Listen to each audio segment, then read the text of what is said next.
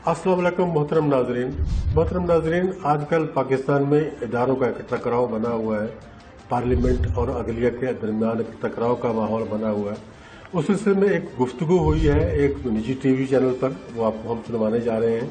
पाकिस्तान मुस्लिम league की senior रुकन जो है उज़मा बुखारी और आमिर ज़िया, जो कि सीनियर तज्ज़ियाकार हैं, उनके दरमियान थोड़ी सी बहस मुबाहिसा हुआ है।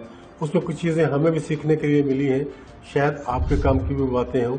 चलिए मैं आपको वो वीडियो दिखाता हूं और उसके बाद फिर मजीद इसके ऊपर बात करते हैं।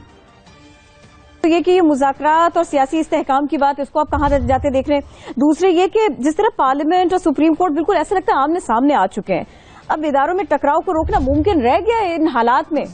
देखिए, एक बात तो ये किरण के बड़ी अफसोसनाक सूरत हाल है और इस बात की गमाजी करती कि जो मजमूई तौर पर अगर बात करूं, जो हमारी हुकूमरान अशराफिया है वो पाकिस्तान के तजादात को हल करने में नाकाम है। आइन की हदूद में रहते हुए और कानून की हदूद में रहते हुए जो लबो लहजा एक दूसरे के खिलाफ इस्तेमाल किया जा रहा है, उससे चीजें जो है बजाय सेटल होने के उसमें कंट्रडिक्शन और बढ़ रहा है। अब बदकिस्मती ये कि हुकूमत के जो नुमाइंदे हैं वो जब अपनी गुफ्तगू शुरू करते हैं तो वो इस तरह से करते हैं कि जी इस मुल्क का सबसे बड़ा मसला जो है वो आला अदलिया है। जैसे अगर आप पूरा जोरे गुफ्तगू देखें, मतलब है किसी भी इनके वजीर का देख लें, इनके किसी बड़े रहनुमा का देख लें, वो बात ये करते हैं जी मतलब है जिस तरह से सुप्रीम कोर्ट के जजेस को, मौजूद जजेस को निशाना बनाया जा रहा है, तौहीन भी की जा रही है, पार्लियामेंट में खड़े होकर बाकायदा धमकियां दी जा रही हैं, दबाव उन पर बढ़ाया जा रहा है, तो ये अनप्रेसिडेंटेड है और ये नहीं होना चाहिए किसी भी जमहूरियत में। और जिस भी मुल्क में एक बात करें कि जहां पे आप चाहते हैं कि कानून की हुक्मरानी हो और जहां पे आइन का बोलबाला हो, वहां पर ये चीजें नहीं होती, लेकिन हमारे मुल्क में हो रही हैं। और बदकिस्मती से जमहूरियत, आइन और कानून के नाम पे इन तीनों चीजों की जो है नफी हो रही है। आइन शिकनी हो रही है क्योंकि आप 90 रोज में इंतखाबात के लिए तैयार नहीं बढ़ना। देखे ना, जिस चीज पे कौमी इत्तेफाक राय था कि जी 90 रोज में इंतखाबात होंगे, अगर बाई इलेक्शन होने तो आपको पता है किस तरह होने, अगर असेंबली डिसॉल्व होगी तो उसके बाद 90 दिन में इंतखाबात होंगे। लेकिन मुझे नहीं पता कि हुकूमत के जो भी मफादात हैं, हुकूमत जो भी जिस तरह से चीजों को देख रही है वो उन चीजों पे अमल दरामद करने के लिए तैयार नहीं है। नतीजा क्या निकलेगा आमिर ज़िया साहब, और आगे कैसे निकलेंगे रिवायत, आगे कैसे निकलेंगे इससे, और इसका नतीजा क्या निकलेगा इसका? देखिए, एक तो आगे निकलने से पहले नतीजा क्या निकलेगा, नतीजा बड़ा खौफनाक निकलेगा। नतीजा ये निकलेगा किरण कि आपने जैसा खुद फरमाया कि जब इसमें महाजराई होती है, अभी इस मुल्क का सबसे बड़ा 2-3 मसले ना कि हम कहते हैं माशी मसला सबसे बड़ा है, फिर हम कहते हैं जी फॉरेन रिलेशंस के बहुत ज्यादा चैलेंजेस हैं।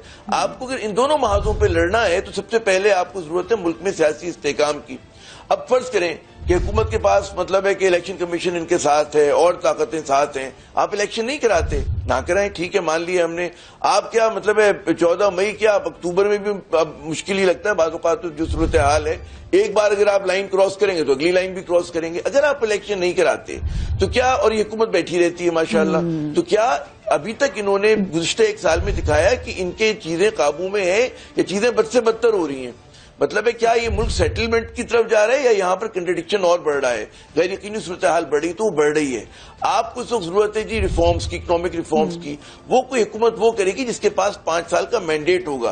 पीडीएम जीत कर आ जाए तो ये कर ले, पीएमएल नून जीत जाए वो कर ले, अवामी नेशनल पार्टी जो भी पार्टी जीत ले, लेकिन आपको फ्रेश मैंडेट की जरूरत है। आप अक्टूबर तक नहीं करते, उसके बाद आप बजट यही अगर हुकूमत देती है तो अब ज़ाहिर इलेक्शन ईयर का बजट अगर ये सोच के देंगे तो हमारे पास फिस्कल स्पेस नहीं है कि लोगों को रिलीफ दी जाए। अगर आप बेल्ट टाइटनिंग करेंगे तो उसका मकसद, मैं बिल्कुल इंडिकेशन ये लूंगा कि फिर इस मुल्क में इंतखाबात नहीं होने वक्त पे, क्योंकि जाहिर है कि हुकूमत कहेगी जी हमने तो पॉलिटिकल कॉज दी है और कौन हमें आके वोट देगा अगर हम IMF की शराइत पे अमल करते हैं। तो बड़ी एक खौफनाक जो है सूरत हाल बनती जा रही है। और ये एक अजीब व गरीब मतलब है कि आप कहेंगे जी अदलिया जो है वो so part of the problem है। नहीं, पार्ट ऑफ द प्रॉब्लम मैं समझता हूं सो पार्लियामेंट बनी हुई है, इसलिए बनी हुई कि जो कानून साजी की है इस अधूरी कौमी असम्बली ने, 2 कानून साजियां की हैं मेजर। एक इन्होंने की जी नैब लॉज में तरमीम की, किस लिए की कि वो 11,000 अरब की जो करप्शन थी वो अपने कुछ, पाकिस्तान का किरण आपका मेरा ये जो कैमरा मैन है हम में से किसी का मसला नहीं है। नैब मसला है 0.0001% पाकिस्तानियों का भी नहीं होगा, ٹھیک ہے نا, چند خاندانوں کا, کچھ 100 لوگوں کا ہے 22-23 کروڑ کے ملک میں, اس میں آپ نے بدنیتی سے قانون سازی کر دیجیے, آپ نے تمام گناہ دھو دیے, معاف کر دیے. دوسری آپ نے قانون سازی کی عدلیہ کے وہ کلپ کرنے کے لیے طاقت چیف جسٹس کی. تو یہ چیزیں جو آپ کر رہے ہیں وہ بدنیتی پہ مبنی ہیں اور لوگوں کو نظر آ رہا ہے. آپ ٹھیک ہے زور زبردستی سے بیٹھے رہیں گے, یہ ملک ہے, اس ملک میں 50 بار ایسا ہوا ہے, اسی طرح چلتا رہے, لیکن اس سے ملک آگے نہیں بڑھے گا.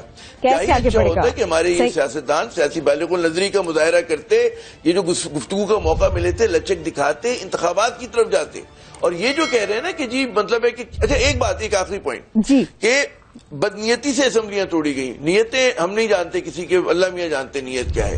بات یہ ہوتی کہ اسمبلی توڑنا غیر آئینی کام ہے, نہیں.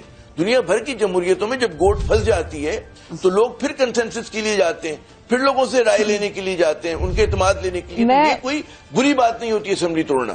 اب دیکھیے نیت پر پھر تو پارلیمنٹ کی نیت کے اوپر بھی شک نہیں کر سکتے, کیونکہ نیتوں کا حال تو اللہ جانتے ہیں. عظمیٰ بخاری صاحبہ آپ بتائیے گا, یہ ٹکراؤ, یہ جو ان کا عمل دکھا رہا ہے, ان کا جو عمل ہے ہماری پارلیمنٹ کا, ماشاءاللہ. آپ مجھے خود بتائیں نا, مطلب وہ کہتے ہیں پہلے آتی تھی حال دل پر ہنسی, اب تو کسی بات پہ نہیں آتی. نہیں, اب صرف ہنسی آ رہی ہوتی ہے کیونکہ آپ اپنے آنسو چھپا رہے ہوتے ہیں. میں عام پاکستانی کی بات کر رہی ہوں.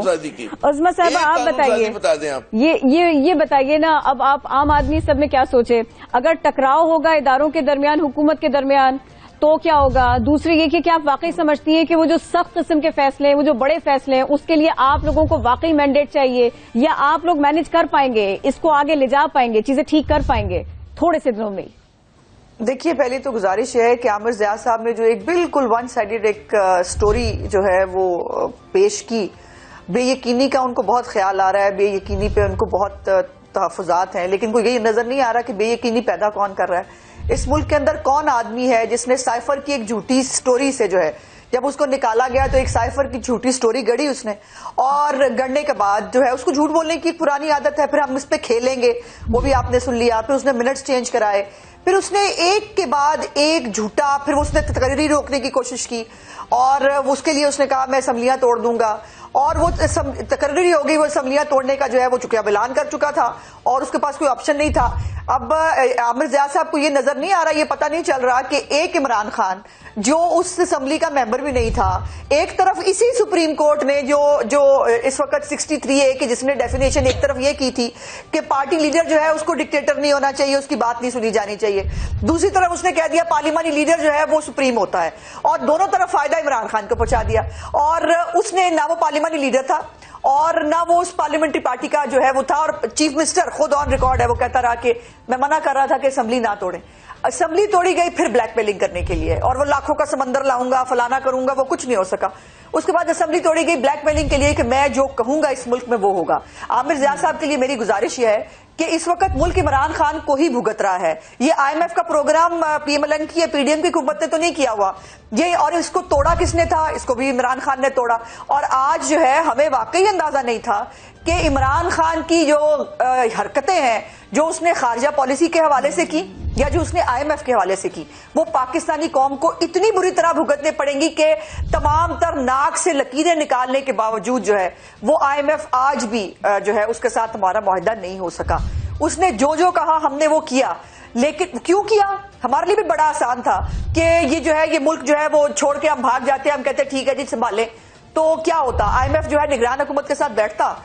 کیا عامر ضیاء صاحب کو یہ معلوم نہیں ہے کہ نگران حکومت کا یہ مینڈیٹ ہی نہیں ہوتا, وہ نہ جو ہے پرنسپل ڈیسیژنز وہ کر ہی نہیں سکتی. اور یہ 90 دن کی شرط جو ہے وہ بڑی نظر آ رہی ہے عامر ضیاء صاحب کو. ان کو یہ پتا ہے کہ 2 اسمبلیاں, صوبائی اسمبلیاں, ایک بلوچستان کی ایک پنجاب کی, آلریڈی جو ہائی جوڈیشری ہے وہ بحال کر چکی ہے یہ کہہ کے کہ چیف منسٹر کے پاس ایبسلیوٹ اختیار نہیں ہوتا, اس کے اختیار کو دیکھا جانا چاہیے کہ وہاں پر جو ہے منظریہ کیا تھا, کیا سوچ رہا تھا, اور یہ کیا حقائق تھے کہ اسمبلی جو ہے وہ توڑی گئی اور 2 دفعہ اسمبلیاں بحال کی گئی. لیکن یہاں پر یہ ہو رہا ہے. ہمیں سپریم کورٹ سے کوئی مسئلہ نہیں ہے, ہمیں اس سوچ سے مسئلہ ہے جو ابھی تک عمران خان پروجیکٹ کو جو ہے وہ آگے لے جانے کے لیے چل رہی ہے. ایک ادارے نے سمجھ لیا, ایک ادارے نے معافی مانگ کے سائڈ پہ ہو گئے کہ ہم سے غلطی ہو گئی, دوسرا ادارہ جو ہے اس کے اندر چند لوگ وہ ابھی بھی شاید سوچنے اور سمجھنے کے لیے تیار نہیں ہے، اور وہ ہر طرح آل آؤٹ جا رہے ہیں۔ 63A کی کوئی ایک جو ہے وہ جسٹیفیکیشن عامر ضیاء صاحب مجھے دے دیجئے۔ دوسری بات یہ کہ نیب قوانین پہ بڑی بات کی عامر ضیاء صاحب، مجھے برائے مہربانی پن پوائنٹ کر کے بتائیں گے نیب قوانین کے کون سے شکوں سے ان کو پرابلم ہے جس پہ ان کو لگ رہا ہے کہ جو ہے وہ ہم نے اپنے پیسے بچا لیے۔ جو ایک 90 دن کا اختیار تھا چیئرمین نیب کے پاس، ویسے میری خواہش تھی دلی اپنی ذاتی کہ یہ نہ ہوا ہوتا، عمران خان کو بھی جو ہے بغیر کسی چیز کے اس کو جو ہے انکوائری کی سٹیج کے اوپر جو ہے اس کو اٹھا کے جو ہے وہ اندر بند کر دیا جاتا، 90 دن اندر رہتا جیسے میرے لیڈر رہے تھے، جیسے میری پارٹی کی لیڈرشپ رہی ہے، تو پتہ چلتا۔ ہم نے جو ہے وہ اختیار وہ اس سے لے کر عدالتوں کو دے دیا۔ ہم نے کہا کہ ایک شک جو ہے بنا دی کہ اس کے اوپر جو ہے وہ آپ ان معاملات کو جو ہے نیب کے اندر لے جائیں گے، باقی دوسرے ادارے۔ اب پاناما کیس کے اندر جو ہے وہ خود سپریم کورٹ نے سزا دے دی، لیکن وہ ساتھ ساتھ کہا کہ یہ کام جو ہے یہ FBI کا بھی تھا، یہ فلانے کا بھی تھا، یہ اس کا بھی تھا۔ تو دیکھا دوستو آپ نے، یہ پوزیشن ہے ہمارے سیاستدانوں کی۔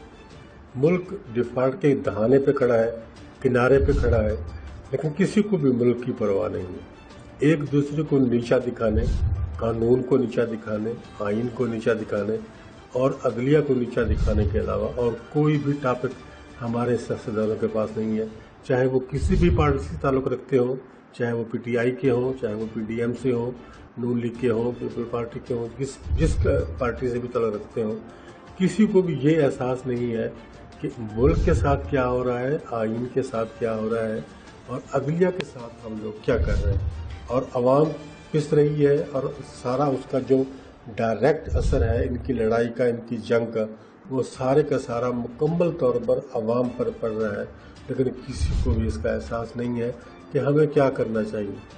اب ایک بات ہے، ایک قانون ہے، ایک آئین ہے، اس میں ایک چیز درج ہے کہ جب اسمبلی ڈیزالو ہوگی تو 90 دن کے اندر اس کا الیکشن ہوگا۔ اب میرا نہیں خیال کہ پھر اس میں کسی قسم کی بحث کی ضرورت ہے، یا اس میں سپریم کورٹ جانے کی ضرورت ہے، یا کسی بھی عدالت کا دروازہ کھٹکھٹانے کی ضرورت ہے۔ جب ایک آئین بنا ہوا ہے اور جو سب لوگ جو اسمبلی میں بیٹھے ہیں سب پڑھے لکھے لوگ ہیں، ایسا نہیں میرے جیسے جاہل تو نہیں ہے، ان کو سمجھانا پڑے گا کہ آئین میں یہ لکھا ہوا ہے۔ سبھی تقریباً جانتے ہیں کہ آئین کی روح کے مطابق ہمیں 90 دن میں الیکشن کرانا ہی کرانا ہے۔ پھر اس کے باوجود، یہ سب کچھ ہونے کے باوجود اگر اس کے لیے ہیلے بہانے تلاش کیے جا رہے ہیں تو پھر اس سے تو بدنیتی ہی ظاہر ہوتی ہے۔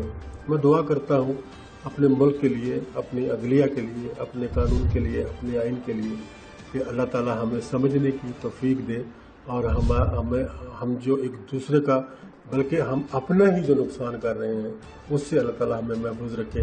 دوستو، اگر ویڈیو پسند آئی ہے کمنٹ باکس میں اس کا اظہار ضرور کریں، اگر نہیں پسند آئی تو بھی آپ کمنٹ باکس میں اس کا ضرور اظہار کریں تاکہ ہم کچھ اپنے کام میں امپروومنٹ لا سکیں۔ اجازت، اللہ حافظ۔